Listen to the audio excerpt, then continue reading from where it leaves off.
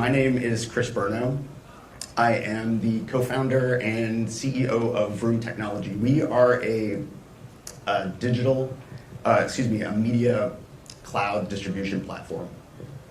And we are laser focused on the distribution of immersive content experiences. And so we operate and function much further downstream in the ecosystem than a lot of other people that you've probably heard from over the course of the past few days here. We're about to be 2 years old. We look 45, but we're 2. We'll be 2 in March. And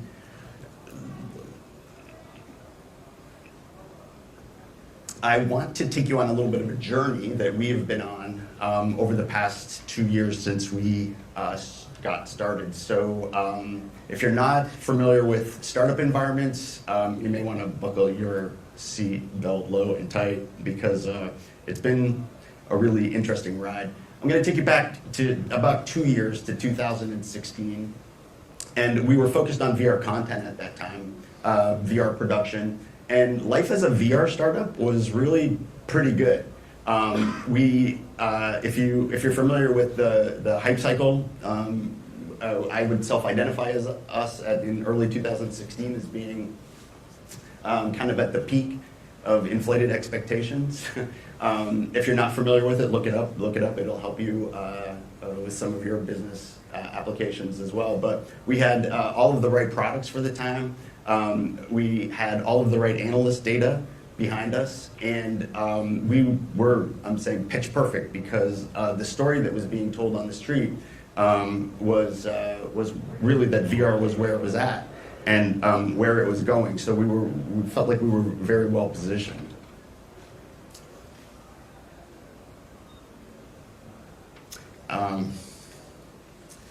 I put AR here specifically in quotes because I think we all know that some of these experiences aren't truly AR as they're not truly interacting with the environment. However, perception is reality, right?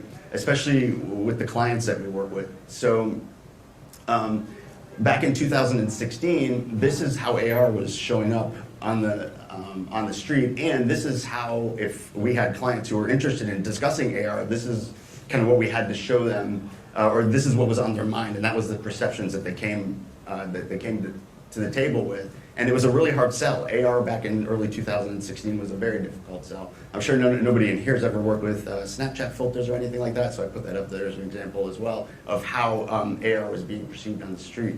And in early 2016, this is the time frame, virtual reality was really kind of the darling of the media. But using our hype cycle here, towards the end of 2016, things definitely were not going as planned with in virtual reality anyway. Our revenue was limited to production, and in and of itself, that's not necessarily a bad thing. But as a media distribution platform, where we were looking to build our revenues, and what we needed to show our board was that we were putting content into the pipeline that was being used and distributed downstream. And our production wasn't necessarily a loss leader, but it was a necessary tool in our toolkit. We had to have studios, we had to have cameras, we had to have crews going on location in order to, it's like a chicken and an egg scenario problem that we had. We needed the content to get into the pipeline in order to distribute.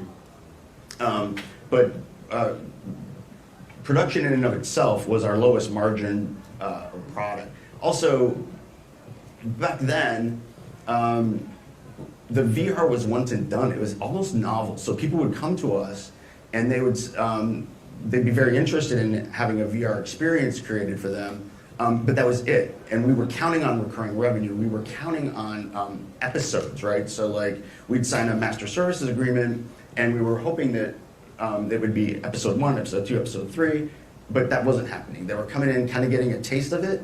We'd make our revenue there, and then that was it. They weren't interested in pursuing it any further. So, as you guys know, there was a constant pushback about VR headset sales and you know whether or not there's enough hardware out there to make it even worthwhile producing the VR content. And I remember getting on a plane once and catching in the corner of my eye the cover of a Fortune magazine that said virtual reality isn't a thing yet, and that interest was fading very fast, and having to sit on the plane and not have access to what they were talking about. So, and investment was drying up also towards the end of 2016. So as a small bootstrap startup, it was really back to the drawing board for us. By the beginning of 2017, using our hype cycle here, we were really in the slope of a trough of disillusionment. So, trough of disillusionment, and it sucks there really, really bad. But it was real, and it was a wake-up call. So,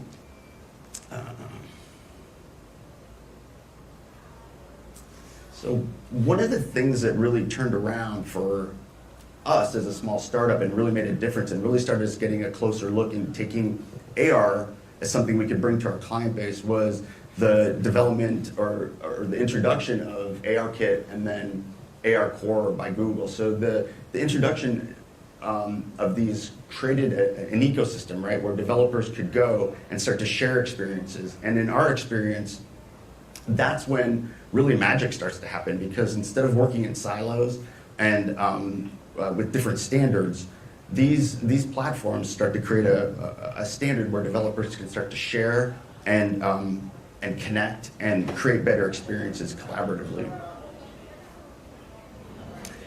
Excuse me. So also, throughout 2017, it really did flip-flop. AR started to get the analyst's attention, and it was touting, kind of like VR was being touted earlier in 2015 and 16, as really being the place where enterprise revenues were going to be spent, especially around advertising. So, and that's where we're focused. I purposely put in there VR is not dead yet, because of course it's not. It's just where we needed to change our focus for a little while in order to be, this cap tech table kind of summarized it, I think, the situation the best.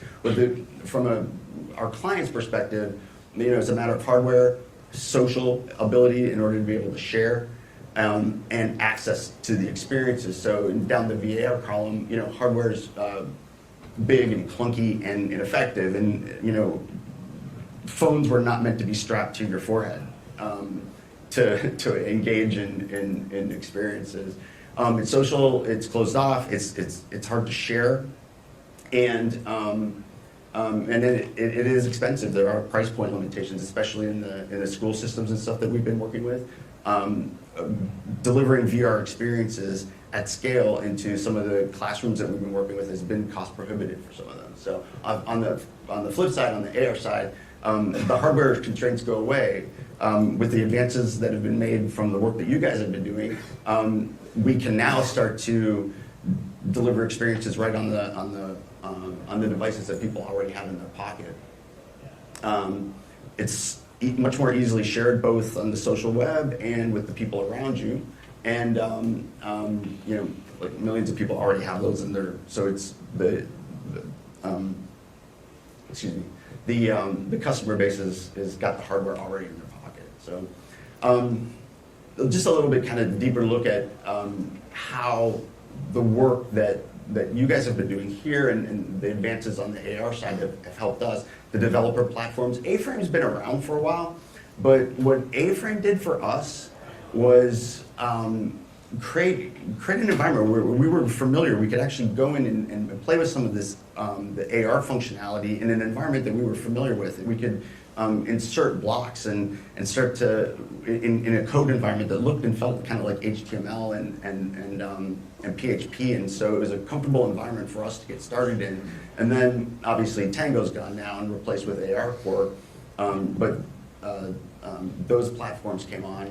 The ecosystem, the AR Cloud, that's really what I believe this year is going to make an incredible difference for AR, for us, especially on the street, because it's going to kind of ignite and connect everything. It's going to take the applications that, all the applications that we've seen here today, that are very useful in a specific context, and connect them with each other and make them more aware of their surroundings and connected to the other applications and a lot more useful for people. So AR Cloud is really, I think, what's going to be a massive distinguishing feature for us and for AR this year. So, and the hardware argument again is that it's built in. We no longer have to worry about how many devices have been sold, that sort of thing. So we're focused on building bite size, if you will, augmented reality experiences for brands. And our pivot, from VR over to AR is augmented reality as a service. We are working in conjunction. We are a Google Cloud platform startup, and we're also part of the AWS Activate program. And they have been incredibly helpful to us in our experience, in our development of creating these experiences that help extend reach of a brand, create new revenue growth opportunities through them, through some of the AR applications that you guys are working on. And customer feedback, I have some data on that offline of how customers are reacting and sales coming through AR experiences, both in the store and out on the street.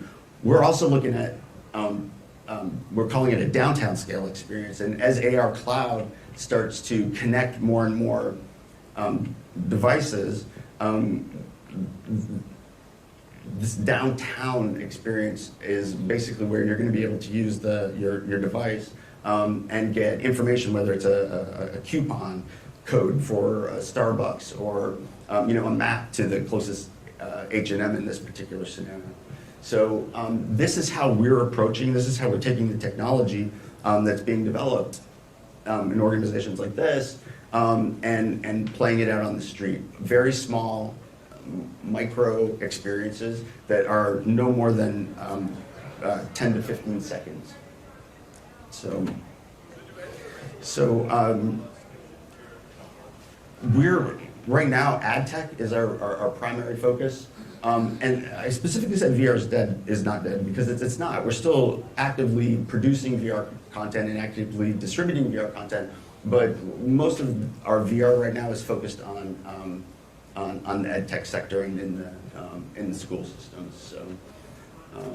So hopefully that gave you a little bit of a different look at how a startup like ours is using the technology that you guys are working on and approaching it a little bit different from the street.